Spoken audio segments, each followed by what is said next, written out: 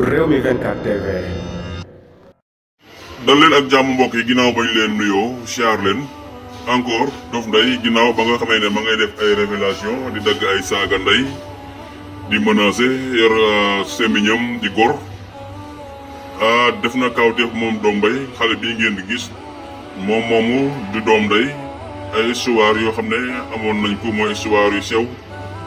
moom daal ba nga xamee ne am na kenn koo xam ne Dof Ndaye jëm na ko bañ kooku ñu yóbbu ko hôpital moom xale bii sax moom moo yëkkati xaalis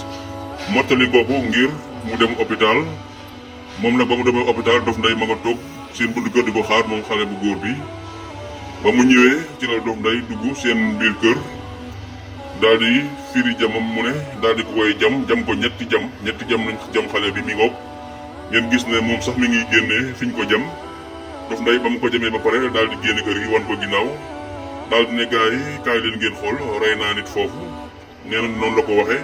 kaay leen ngeen xool rey naa nit ginnaaw ba mu jamee xale bu góor bi nga xam ne xale bu ndaw la kon boog Dof Ndaye la muy wax ma ngi koy jëfee tey dara fekk ko ci jamono yiñ toll nii foofu la Sénégal toll ñu bari ña ngay wax ne sax lii di état wu Sénégal ñoom ñoo ko ngembu